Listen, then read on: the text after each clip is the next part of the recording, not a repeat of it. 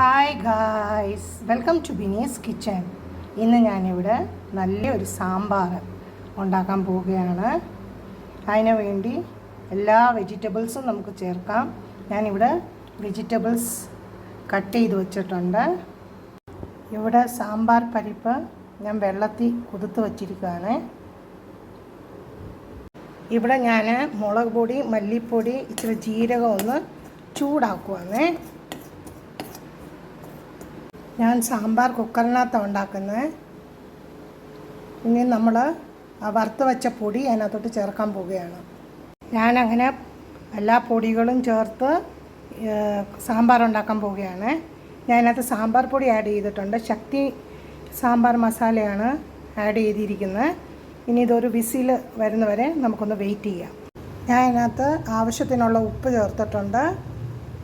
ഒരു 3 സ്പൂണ് മല്ലിപ്പൊടി ചേർത്തിട്ടുണ്ട്. 2 സ്പൂണ് മുളക് പൊടി ആഡ് ചെയ്തിട്ടുണ്ട്. മഞ്ഞൾപ്പൊടി, സാമ്പാർ പൊടി, പിന്നെ ഇച്ചിരി കായപ്പൊടി ആഡ് ചെയ്തിട്ടുണ്ട്. ഞാനിവിടെ സാമ്പാറിന് കടുക് വറുക്കാൻ പോവുകയാണ്.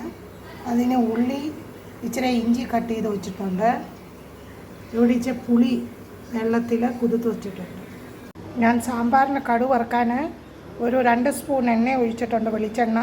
അതിനകത്ത് ഒരു 3-4 ഉലുവ ഇട്ടിട്ടുണ്ട്. ഇനി കടുക് വറുക്കുവാണ്. ഞാൻ ആ ചൂട് ചീനച്ചട്ടിക്കകത്ത് തന്നെ പുളി, ഇച്ചിരി മുളക് പൊടി, മല്ലിപ്പൊടി ഒന്നുകൂടി ചേർത്തിട്ടുണ്ട്. പിന്നെ അതിനകത്ത് കായപ്പൊടിയും ചേർത്തിട്ടുണ്ട്. അങ്ങനെ നമ്മുടെ സാമ്പാർ റെഡി ആയിട്ടുണ്ട്. അടിപൊളി സാമ്പാർ. നിങ്ങൾ ഇതൊന്ന് ട്രൈ ചെയ്ത് നോക്കൂ. Thanks for watching my video.